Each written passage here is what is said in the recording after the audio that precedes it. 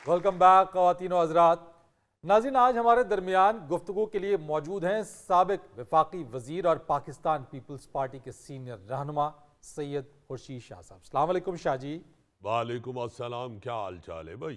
बिल्कुल ठीक, आप सुनाइए। सीट एडजस्टमेंट के बारे में बताइए, किसी के साथ हो रही है? नहीं, हम किसी के साथ सीट एडजस्टमेंट नहीं करना चाहते। हमारी सीट एडजस्टमेंट जो है वो आवाम के साथ होती है। वाह। ये पार्टियों के साथ इस वक्त सीट एडजस्टमेंट करने का फायदा नहीं है, क्योंकि हम जानते हैं जब सीट एडजस्टमेंट होती है तो आपको सबसे पिछली वो सीटें मिलती हैं जिन पर बैठने से कमर अकड़ जाती है।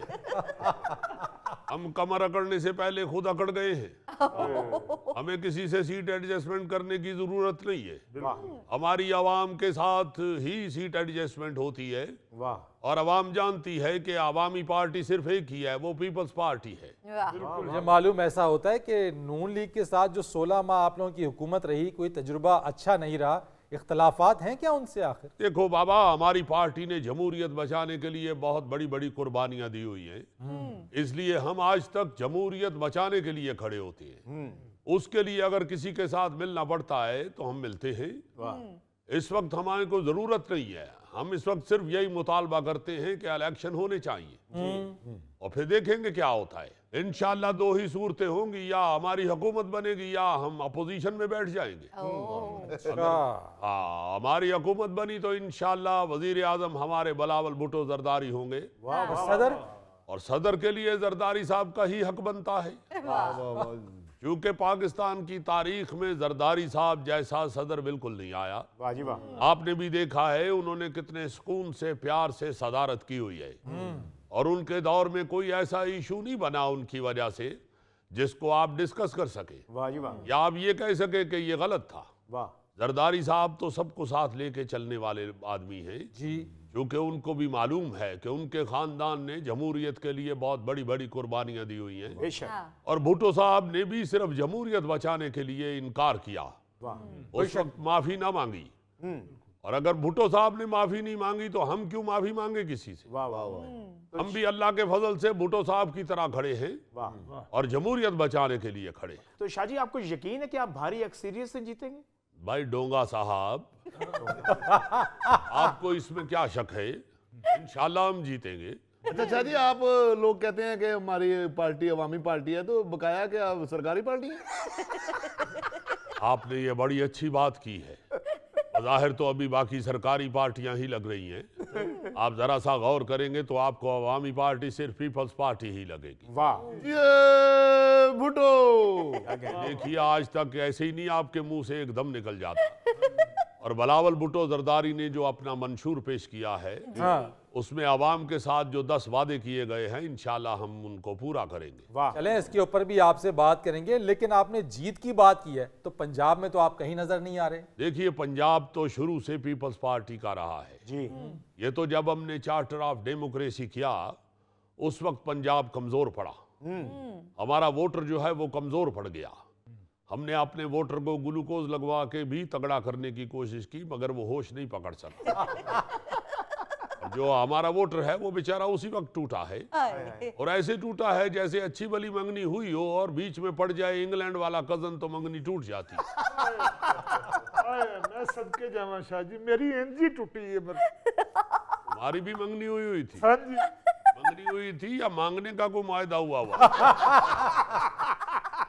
शाह जी, मिसाक जमहूरियत की आप बात कर रहे हैं, उसमें तो ये तय हुआ था कि सारी जमातें एक दूसरे को साथ लेकर चलेंगी। अब भी आपकी पार्टी ये कहती है कि मुल्क की खातिर, जमहूरियत की खातिर सबको साथ चलना पड़ेगा, तो फिर कुर्बानी देने को तैयार हैं आप लोग क्या? देखिए, बात ये है फरीद साहब, जब जमहूरियत की या मुल्क की बात होगी तो हम सब इकट्ठे हैं और इकट्ठा होना चाहिए। मगर इलेक्शन के दिनों में नून लीग वाले जो हैं उनके साथ जो भी खड़ा होता है वो उनको छोड़ के तो पतली गली से आगे निकलने की कोशिश करते हैं। इसलिए हम इस वक्त मोहतात हैं। हम इलेक्शन के बाद देखेंगे। ये भी आपको वाजे बता दूं कि कोई भी पार्टी अक्सरियत हासिल नहीं कर पाएगी। अच्छा, हुकूमत तो मिलकर बनानी पड़ेगी। तो जाहिर है मिल के हमारे साथ ही बनाएंगे ना, को बांग्लादेश की किसी पार्टी से तो नहीं मुआहदा करेंगे। तो जो हमारे साथ मिलकर हुकूमत बनेगी इंशाअल्लाह ताला, हम समझते हैं कि उसमें वजीर आजम का हक इस वक्त बिलावल भुट्टो जरदारी का है, क्योंकि कौम इस वक्त नौजवान की आदत चाहती है। और मैं समझता हूँ ये जितने भी बूढ़े बूढ़े नौजवान बन रहे हैं, इनको कोई खुदा का खौफ करना चाहिए, टाइम पे अपनी दवाइयाँ खानी चाहिए।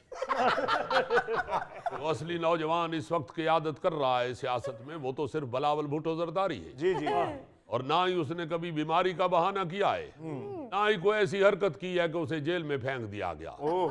तो साफ शफाफ तो इस वक्त एक ही लीडर है जिसका नाम बिलावल भुट्टो जरदारी है। बोलो ना जी ये भुट्टो। ये भुट्टो। एक मिनट शाहजी, माफ कीजिएगा, जब मुश्किल वक्त आता है तो आपकी पार्टी में से भी काफी बीमार निकल आते हैं, जैसे आप, शर्जील मेमन, डॉक्टर आसिम हुसैन और इसके अलावा जरदारी साहब भी। देखिए हम बहाना नहीं बनाते, मेरा अभी भी ब्लड प्रेशर चेक करा लो, लो होगा। बात तो इस वक्त हो रही है बिलावल भुट्टो जरदारी की। उन्होंने तो कभी बीमारी का बहाना नहीं किया। जरदारी साहब भी सचमुच बीमार हुए, मगर वो लाडले मरीज की तरह चीखे चिल्लाए नहीं है जो डॉक्टर को देख के शोर मचा देता है, हाय मैं मर गया,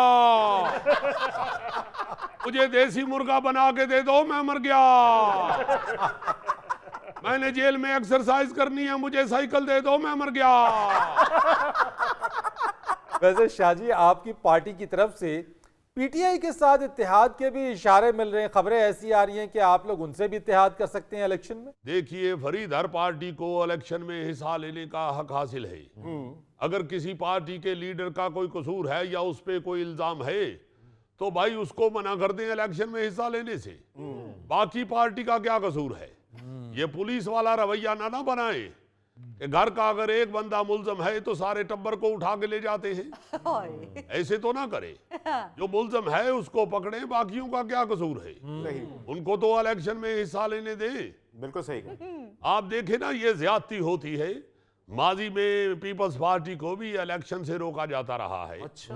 हम चाहते हैं कि जो हमारे साथ होता रहा है वो किसी और के साथ ना हो। वाह वाह। लेवल प्लेइंग फील्ड ये नहीं होती कि आप अपनी मर्जी के उम्मीदवारों को कहें कि आप इलेक्शन लड़ सकते हैं और जो आपकी मर्जी का नहीं है उसको आप रोक लें। ऐसा नहीं होना चाहिए।